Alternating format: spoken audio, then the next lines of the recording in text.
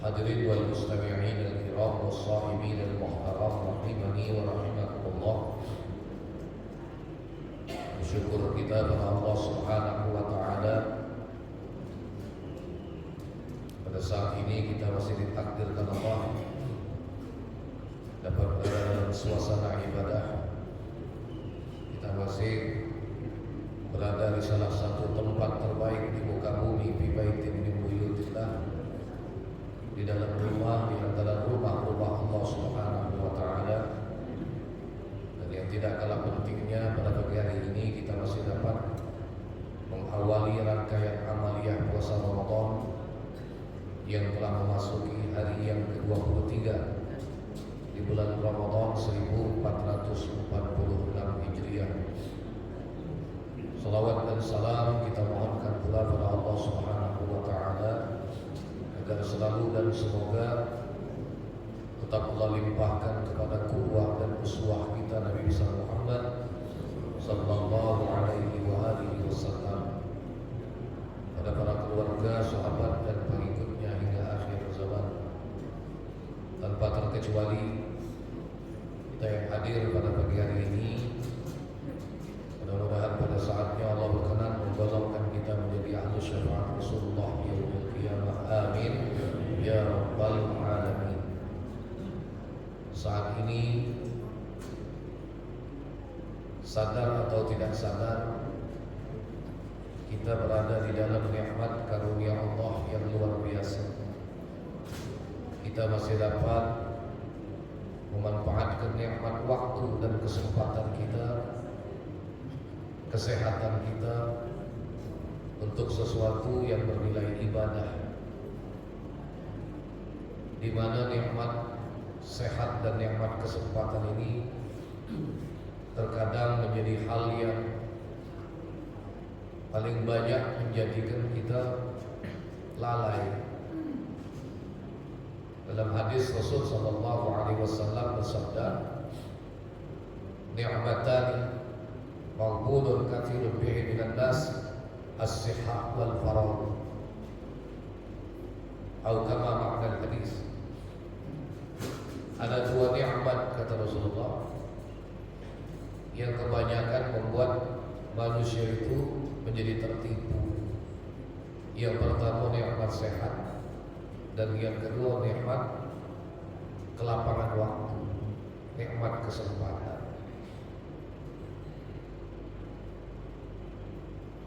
Terkadang kita menunda suatu perbuatan yang baik karena kita tertipu menganggap kesempatan itu masih panjang, kesempatan itu masih luas. Kita beranggapan masih ada hari besok, lusa atau minggu depan. Padahal di antara kita tidak bisa menjamin apakah esok apalagi lusa kita masih bisa diberikan kesempatan untuk tetap dapat melakukan amal kebaikan.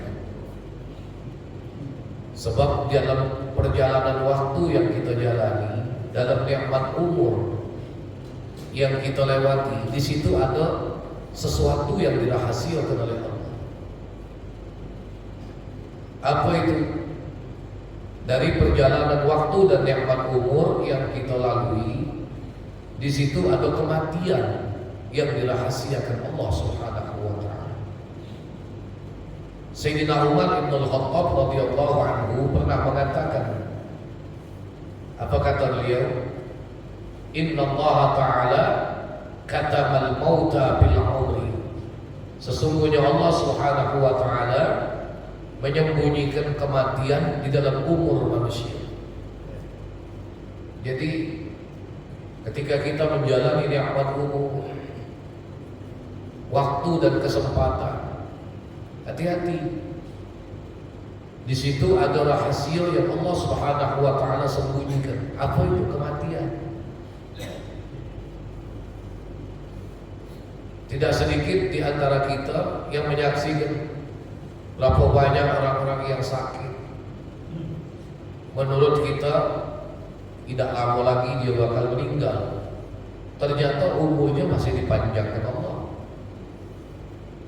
Dan tidak sedikit kita menemukan, menyaksikan orang-orang yang dalam keadaan sehat, tahu-tahu begitu dapat informasi meninggal dunia.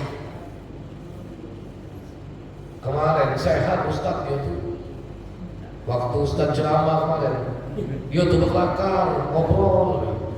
Oh, dia ngobrol berkelakar waktu Ustaz ceramah. Iya. Tahu-tahu besok dapat kabar meninggal.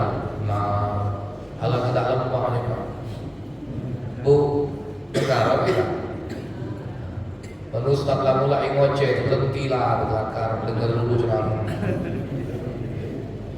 Bukannya ninggung, bukan marah, bukan ngomong doa. Nah ini rahasia Allah Subhanahu wa ta'ala.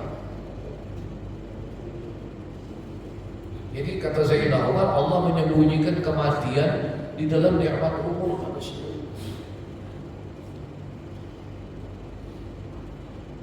Dengan sebab ajal. Jadi ajal itu bukan mati Bapak Ibu. Ajal itu artinya batas waktu. Makanya orang-orang tua kita dulu punya ungkapan pantang mati sebelum ajal. Jadi kematian tidak terjadi sebelum ajal. Kalau Allah belum tentukan batas waktunya sampai, tidak mati. Maka dalam Al-Quran, walikulli ummatin ajal. Bagi setiap umat itu ada batas. Tapi kalau sudah waktunya sampai, la yastakhiruna sa'atan wa la yastaqdimun. Tidak ada yang bisa menunda, memundurkan, dan tidak juga ada yang bisa untuk memajukan. Semua karena ketentuan Allah Subhanahu wa ta'ala. Dan ini merupakan hal yang ringan, mudah bagi Allah. Kalau memang sudah sampai waktunya, jangankan satu dua nyawa, ribuan bahkan jutaan nyawa pun, kalau memang Allah menentukan, semua sangat mudah bagi Allah.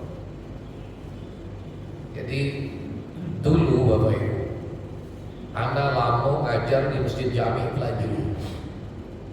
Uangnya masih hidup sampai sekarang. Kalau dia nanya, kadang-kadang lucu-lucu. Pak Ustaz, aku punya keluarga tinggal di Mariana, Pak Ustaz. Malam Rabu dapat telepon jam 8 malam ada keluarga di Mariana meninggal dunia. Jadi ku jawab innalillahi wa inna ilaihi raji'un. Benar tak Ustaz? Iya benar. Tahu-tahu tak lama kemudian Ustaz, telepon aku bunyi lagi. Ada lagi malam itu juga jam 8 malam keluarga aku tinggal di kilometer 5 meninggal juga. Jadi tempatnya berjauhan, malamnya sama, jamnya sama. Nah sampai hari ini saat aku bingung. Yang nak aku tanya itu ada berapa ikonian malaikat Israel itu? Lah, anda ngomong. Selama aku belajar ngaji sama ini, Israel cuma ada sikok pula.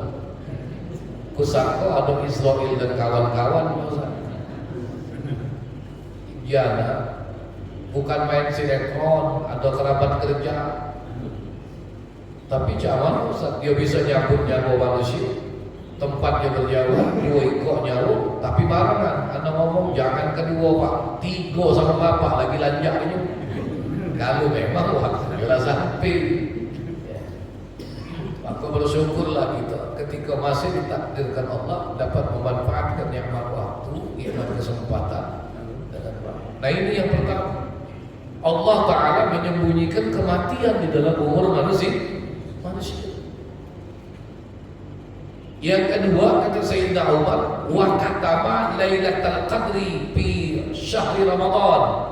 Allah Subhanahu wa ta'ala menyembunyikan malam qadar di bulan Ramadan. Tidak ada yang tahu kapan pastinya malam qadar itu.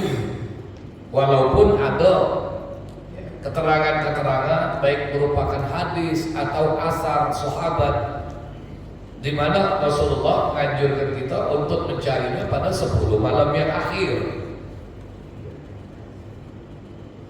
Tapi itu pun kita tidak tahu kapan batas waktu yang pasti. Nah ternyata ada hikmahnya juga Bapak Ibu. Kenapa Lailatul Qadar itu disembunyikan oleh Allah? Agar kita bersungguh-sungguh memanfaatkan setiap kesempatan Ramadan dari awal sampai akhirnya dengan sesuatu yang bernilai ibadah.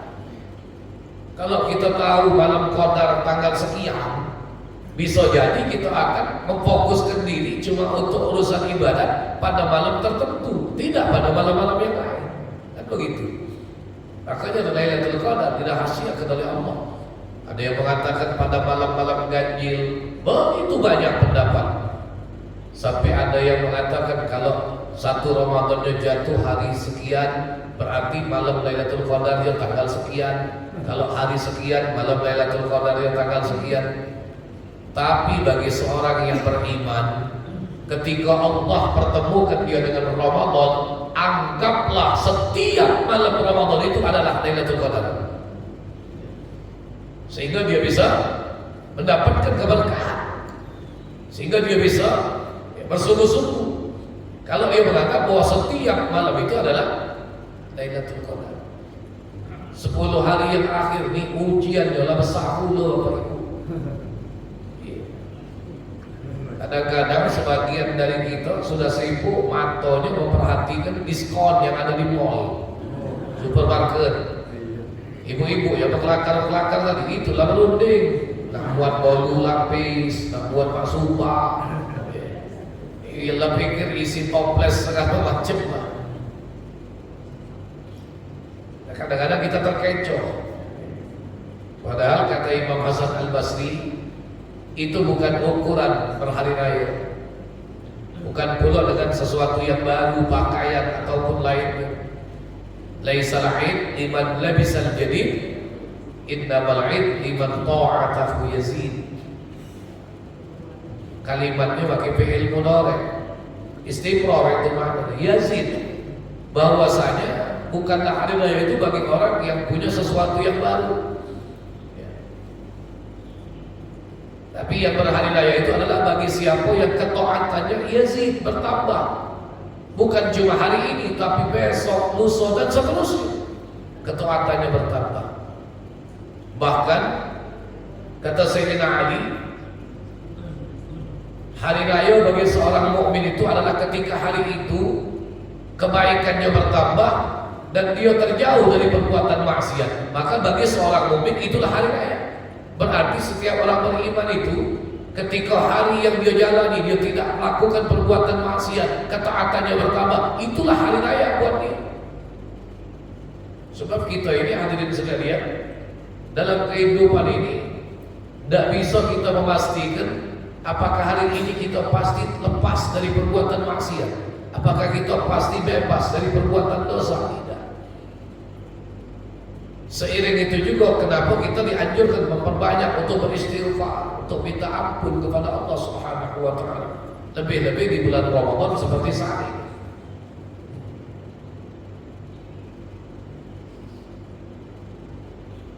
Maka kita dianjurkan untuk memperbanyak ucapan Allahumma innaka afuwun tuhibbul afwa wa'fu anni. Berharap agar Allah pertemukan kita dengan malam Qadar tadi. Nah kemudian Inna Allah Ta'ala katama sa'atal ijabah fi yaumil jumu'ah. Sesungguhnya Allah Subhanahu wa taala menyembunyikan saat di mana doa diijabah pada hari Jumat. Kenapa? Agar kita berusaha memanfaatkan sepanjang hari Jumat itu dengan sesuatu yang bernilai ibadah, diisi dengan amal soleh. Bahkan Imam Al-Ghazali Bapak Ibu dalam kitabnya Bidayatul Hidayah mengatakan, apa kata beliau? Seandainya engkau mampu, jadikanlah hari Jumat itu khusus urusan akhiratmu. Makanya amalia hari Jumat itu luar biasa Pak. Anjuran amalnya luar biasa banyaknya. Sampai kata Imam Ghazali, adab untuk menyambut hari Jumat itu sudah berlaku mulai hari Kamis ba'da zawal, setelah tergelincir matahari pada hari Kamis. Itu tuntunan adab menyambut hari Jumat sudah mulai berlaku. Mulai dari kita mempersiapkan wangi-wangian yang akan dipakai salat Jumat, mempersiapkan pakaian putih yang terbaik. Anjurannya begitu. Kalau tidak ada yang putih, baru yang bersih. Yang terbaik, tidak harus mahal.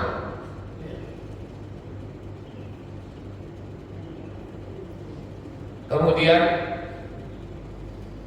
pada hari Kamis ba'da asar, di situ terdapat saat doa yang diijabah sebagaimana saat Allah mengijabah doa pada hari Jumat. Malam Jumatnya ada anjuran baca kahfi, baca yasin, baca tabarok, anjuran baca suratul ikhlas, memperbanyak bacaan solawat. Subuh Jumat ketika terbit fajar, ada anjuran sudah berlaku kesunahan mandi Jumat. Kan kita disunahkan mandi ketika akan menunaikan salat Jumat. Kapan kesunahan itu? Sejak terbit fajar pada hari Jumat. Tapi bagi siapa yang memungkinkan mandinya lebih dekat waktu dengan saat keberangkatan dia menuju ke masjid, itu lebih afdal. Kenapa? Aqrabuz zaman nazafah, lebih mendekatkan dia dengan jarak kebersihan dia dengan saat dia berangkat ke masjid. Tapi kalau tidak memungkinkan setelah terbit fajar pada hari Jumat, silahkan dia mandi dengan niat mandi untuk menunaikan salat Jumat. Salat subuh Jumat ada anjuran baca surat sajadah. Rasulullah tidak kita temukan riwayat Pak baca surat sajadah pada salat subuh yang lain, tapi pada hari Jumat itu kalau mampu. Kalau yang hafal, kalau tidak hafal, salat subuhnya yang wajib. Ada yang sampai hadirin sekalian, kalau tidak hafal maksa sendiri Pak, surat sajadah itu ditempel depan mihrab, besar dia terpampang.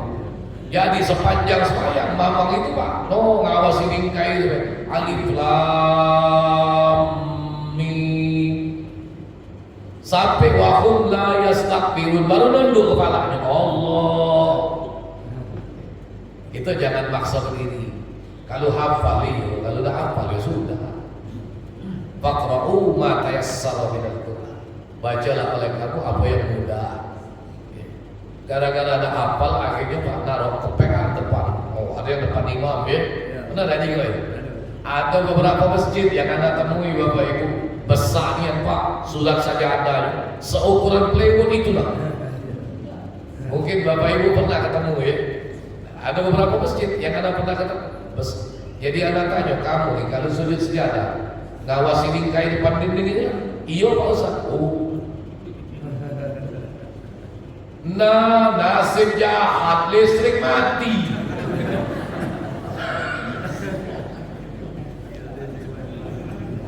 Listrik mati. Tahu-tahu berubah imamnya. Qul ya ayyuhal. Tadi pangkal cabak kamian. Alif lam mim. Lah di tengah jalan plak, listrik mati, belum sempat ketemu sejadah, tahu-tahu alah kejauh ketemu amung imam kita di belok, tahu-tahu ujungnya lakum minukum waliyati. Kalau dah hafal ya sudah, jangan maksakan di kalau hafal.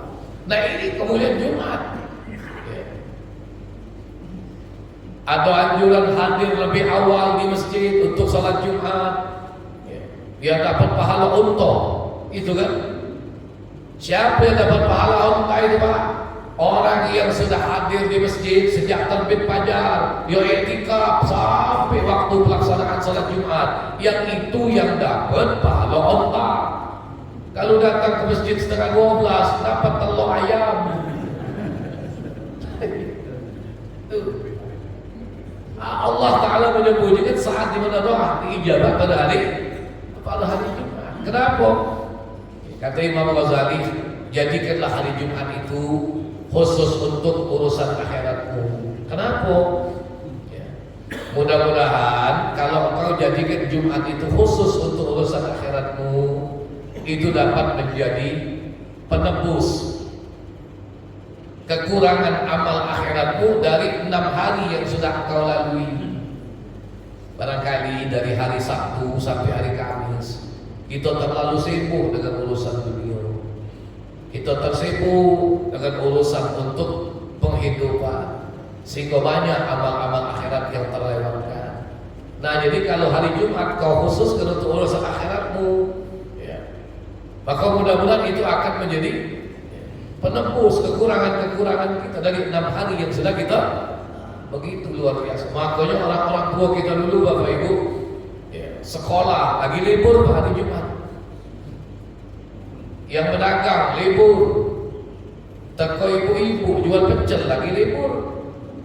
Bi, ngapa tak jualan? Libur, ngapa bi? Jemaat. Padahal bibi tidak sholat Jumat.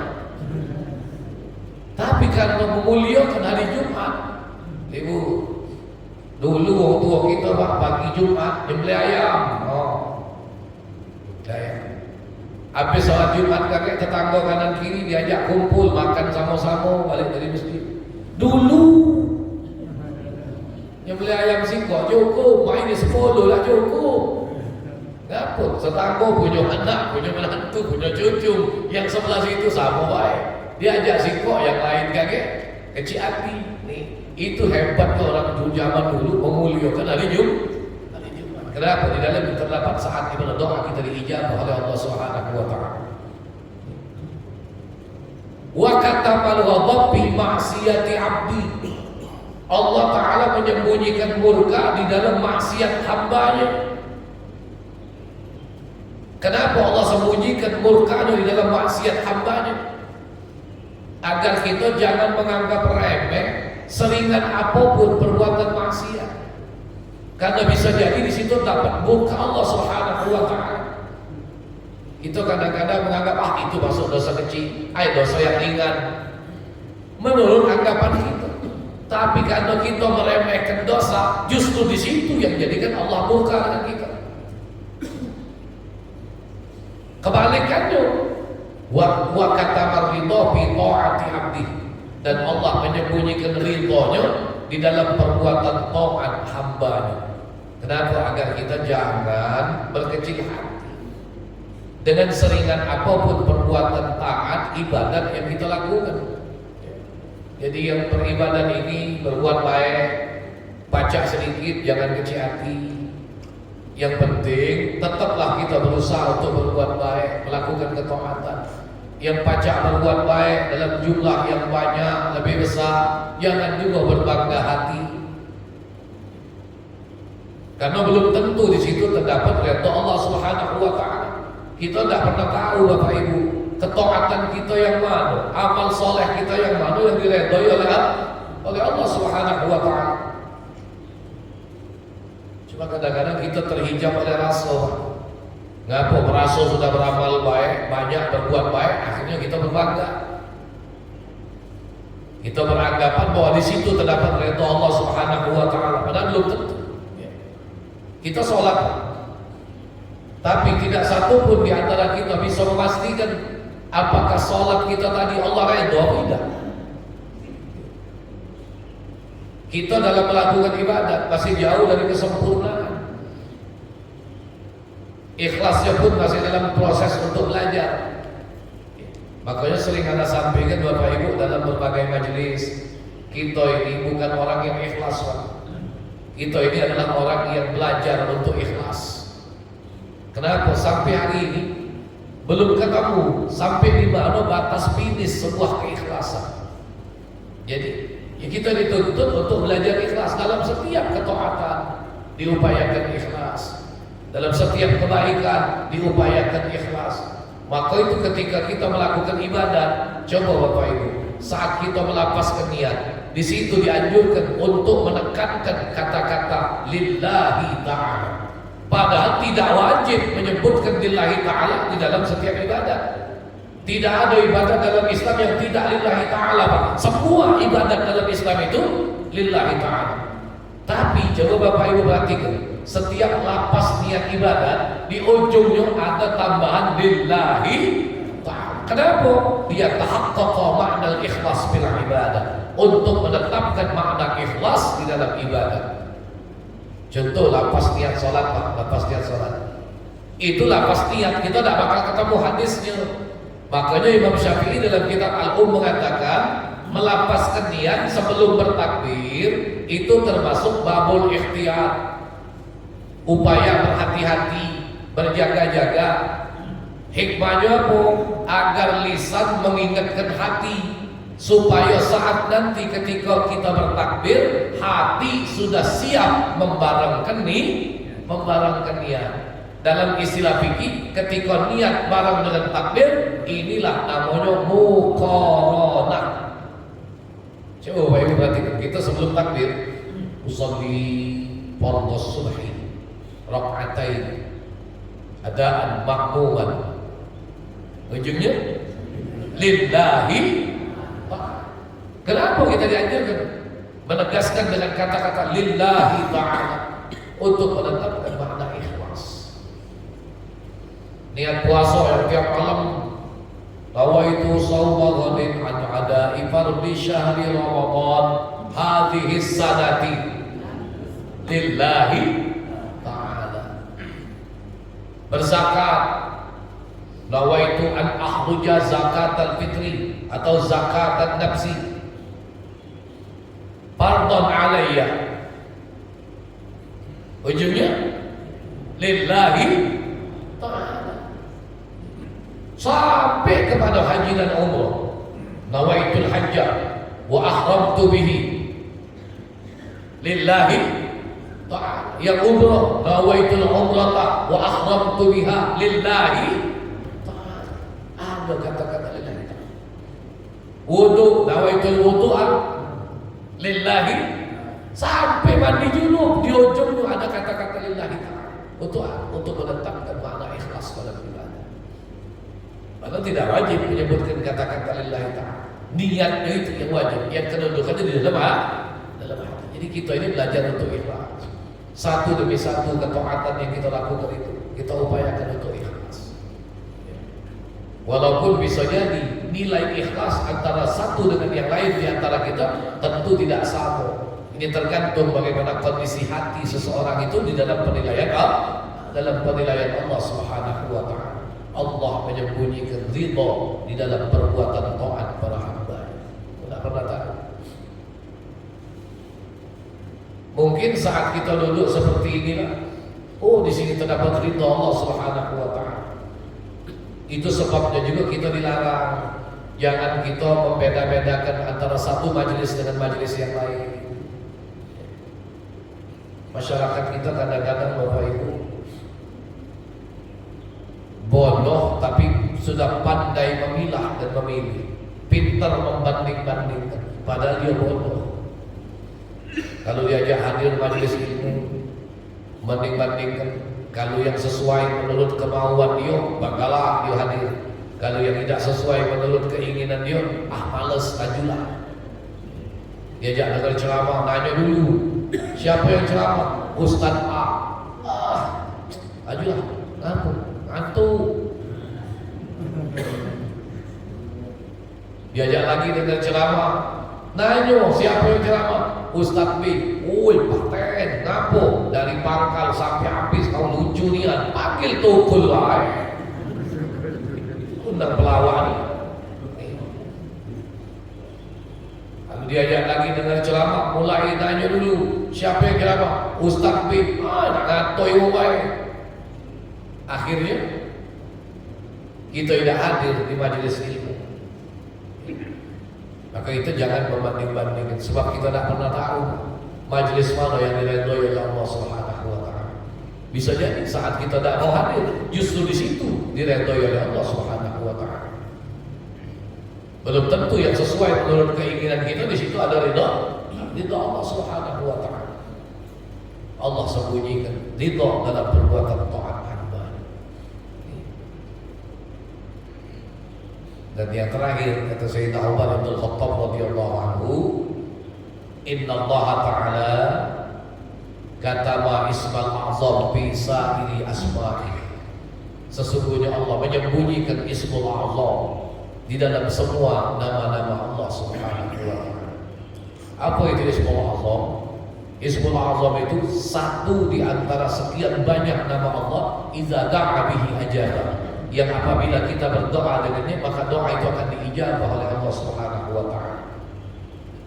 Di mana itulah yang dirahasiakan Allah, supaya kita berdoa dengan semua nama-nama Allah Subhanahu wa taala. Maka dalam Al-Qur'an, walillahil asmaul husna fad'uuhu biha. Bagi Allah itu ada nama-nama yang baik. Maka serulah, berdoalah kalian dengan nama-nama Allah yang terbaik itu. Itu yang dalam Quran, Pak. Tapi kadang-kadang begitu banyak nama-nama Allah di luar dari yang 99. Kadang-kadang kita sebut, tapi begitu dicari tidak ada di antara 99 nama. Sangat banyak. Bahkan ada nama Allah itu yang pakai bahasa Ibrani, ada yang pakai bahasa Syariani. Kitab yang diturunkan itu, Pak, tidak semuanya bahasa Arab, Pak. Al-Quran bahasa Arab, tapi kitab-kitab yang lain, suhuf-suhuf yang lain itu diturunkan juga dengan bahasa-bahasa sebelumnya. Ada yang pakai bahasa Syariani, ya Rahyan, Syarahyan, itu bukan bahasa Arab. Kalau dialih bahasakan ke dalam bahasa Indonesia, artinya ya Hayyu ya Qayyum dalam bahasa Arab. Ada lagi ya Syalmahat, itu bukan bahasa Arab. Tapi kalau dialih bahasakan ke dalam bahasa Arab, artinya ya Fattah.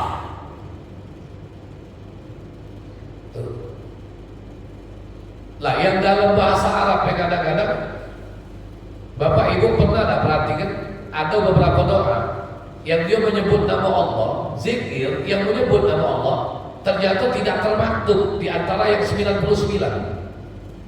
Contoh, ya Hannan, ya Mannan.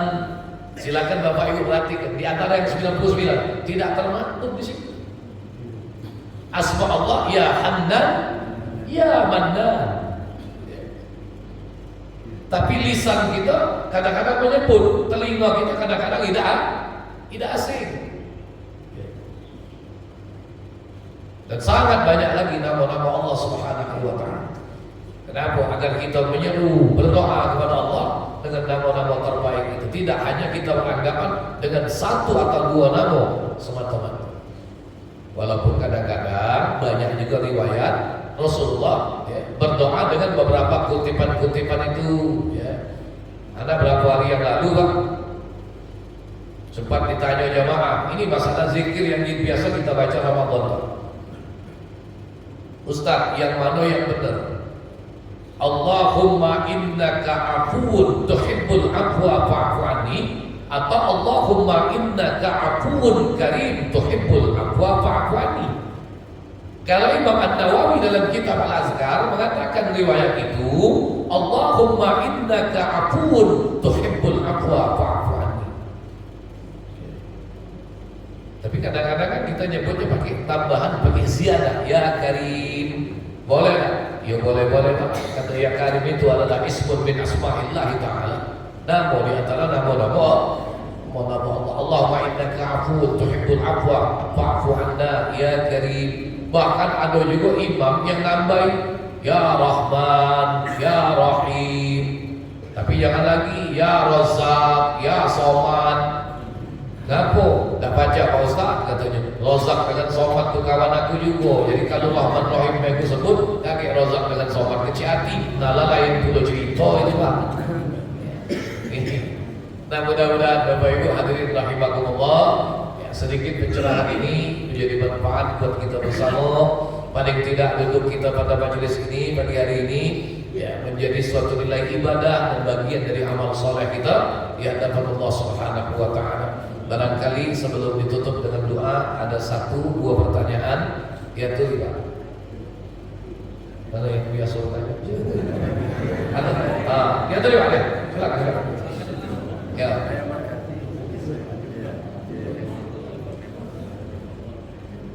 Assalamualaikum warahmatullahi wabarakatuh. Waalaikumsalam warahmatullahi wabarakatuh. Cuma ada dua pertanyaan, Ustaz.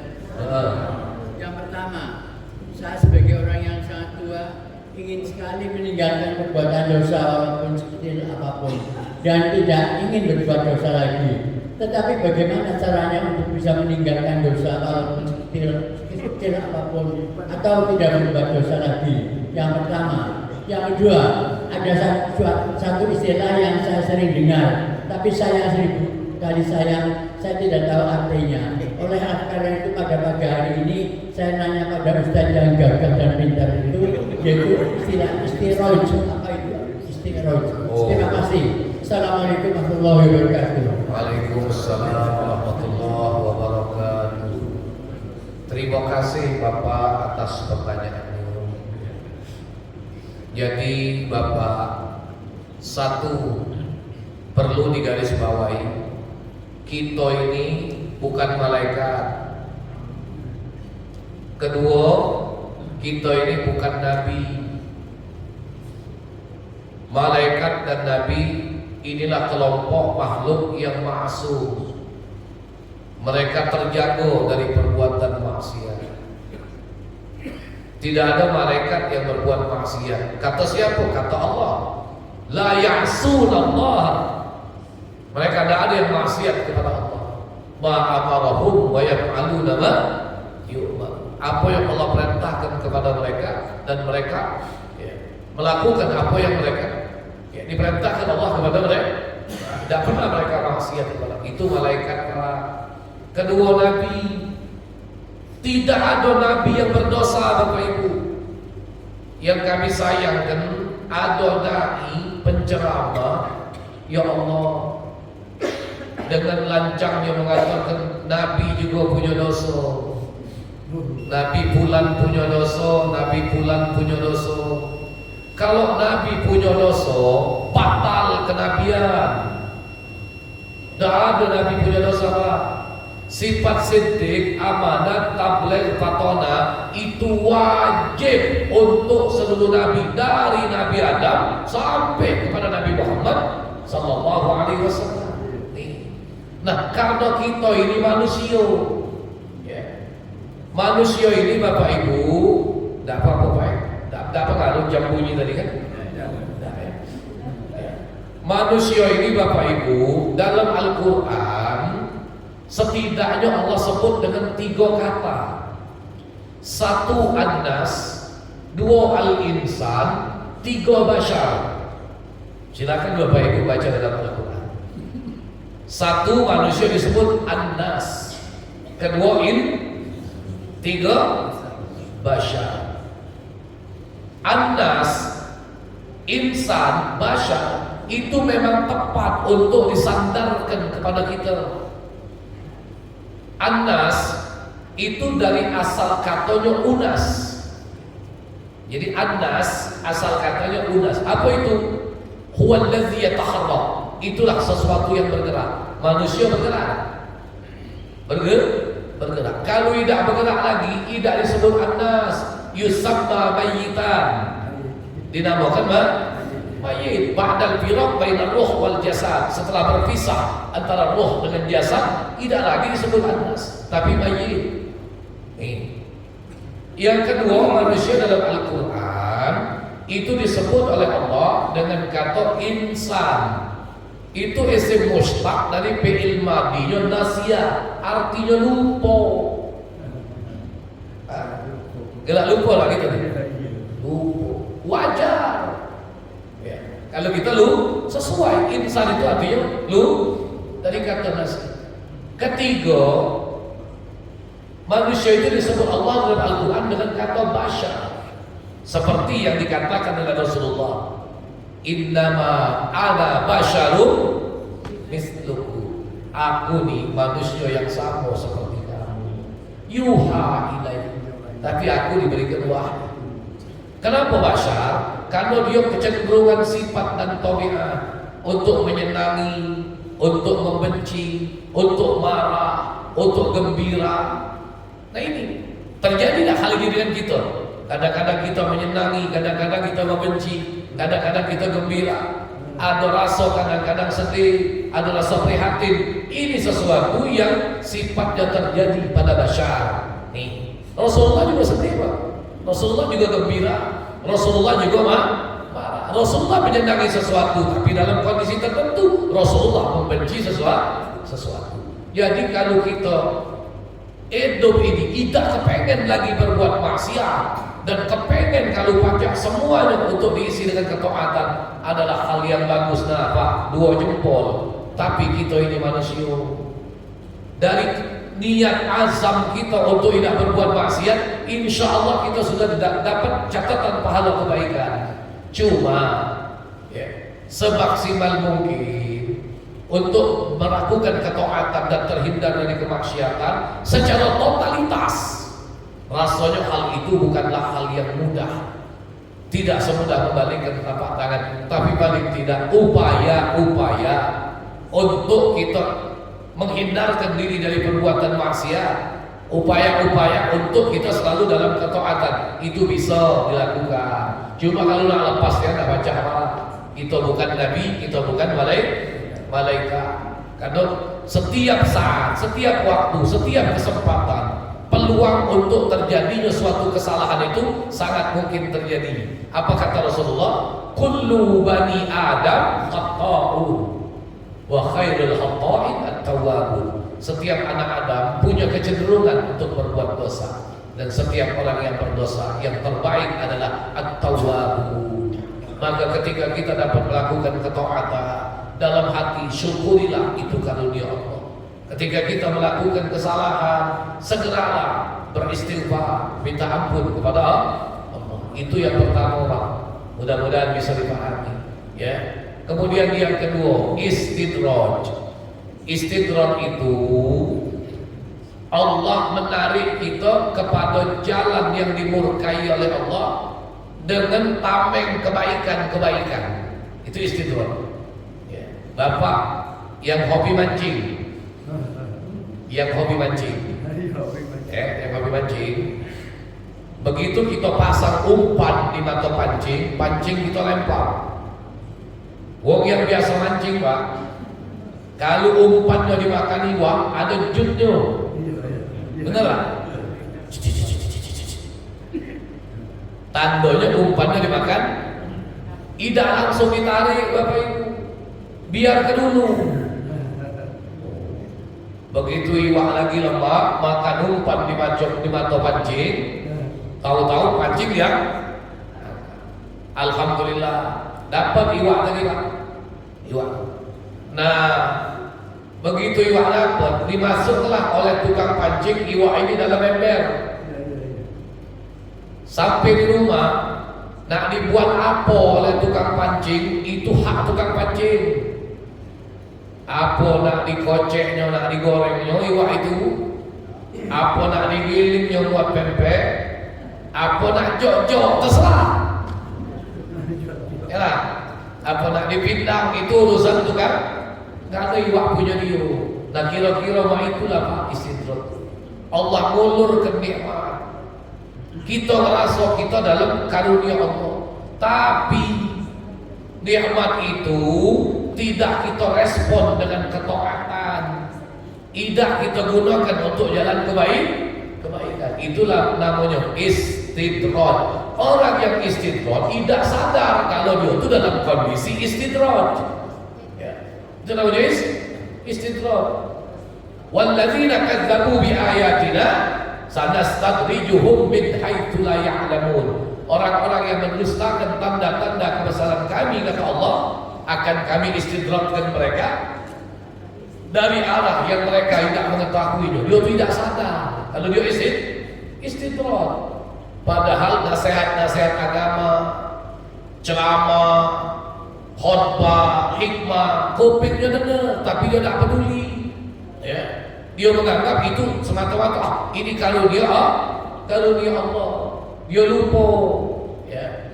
Kalau nikmat Allah itu mesti direspon dengan sesuatu yang baik, disikapi dengan baik, dimanfaatkan untuk sesuatu yang baik. Maka dalam Al-Quran, falamma nasu ma dzukiru bih fatahna 'alaihim abwaba kulli syai' hatta idza farihu bima utu akhadnahum baghtatan wa idza hum mublisun, kata Allah. Manakala mereka lupa dengan peringatan-peringatan agama yang sudah disampaikan kepada mereka, fatahna 'alaihim abwaba kulli syai', kami bukakan atas mereka segala macam pintu kebaikan. Naik pangkat mudah, ya, rezeki mudah, ala kelemak jadi duit Pak, mudah. keluarga dijadikan Allah sukses, anak-anak sehat, berkarir hebat, laju ke kalau ji Allah, kunjuk ke kalau, kubuka ke kalau kata Allah. Apa yang tidak kah? Yang tidak kabur, tapi awas saat waktunya tiba. Akhazna hubbal katan, kami ambil nikmat itu secara tiba-tiba. Fa iza hum mublisun, maka mereka menjadi orang-orang yang kebingungan, berputus asa. Pak, Bu, harto kalau nak naik betanggo Pak, betanggo. Tapi kalau nak turun tidak betanggo Pak. Kalau bahasa Jermannya ngelungsur. Ya. Kalau harto lah habis. Kita ngumpul ke setengah mati Pak, bukan main. Berkarir setengah mati. Oh luar biasa berkarir. Tapi kalau Allah nak ambil nyampak Pak sekedip mata. Harta nak habis, Allah kirim Pak Abu dengan Haji Hanafi. Habis harta. Sudah kenal dengan Pak Abu Haji Hanafi? Karir, jabatan, kalau nak selesai gampang. Ya. Oh punya jabatan hebat, pakai baju mengkilat, sepatu mengkilat, pakai dasi rapi, buka mobil, turun mobil, disambut Pak, dihormati. Tapi begitu didatangi oleh rombongan pasukan yang 3 huruf itu, dipakai uang rompi oranye, pecah ayam negok karet, ngadep dinding rayu. Nah, mudah-mudahan ngerti enggak aku tuh. Nah itu baik, itulah namanya istidlal. Kira-kira mana Pak? Akor lu jawaban aku. Nah, jadilah Pak hari siang. Wallahu a'lam bissawab. A'udzubillahi minasyaitonir rajim. Minta maaf lahir batin kalau ya. Kalau ada salah hilaf ngomong yang tidak lemah didengar, sekali lagi minta maaf. Sampai waktunya anak ucapkan minal aidin wal faizin, minta maaf lahir batin. Dia tuh di galau-galau sanjo silaturahmi, jangan aku yang datang sini terus ya. Enggak apa-apa sanjo rame-rame, ajak anak bini cucu sanak kerabat galau-galau, serbu rumah Ustaz Wajib. Tak pula takut Pak, aku kue habis. Memang nak dihabis tu ya. Lah iyo. Kalaupun kue aku habis tumpes, ku pesen lagi, tapi kamu tunggu jangan balik 8 jam. A'udzubillahi minasyaitonir rajim. Bismillahirrahmanirrahim. Alhamdulillahirabbil alamin. Allahumma shalli wa sallim wa barik ala sayyidina Muhammad wa ala ali sayyidina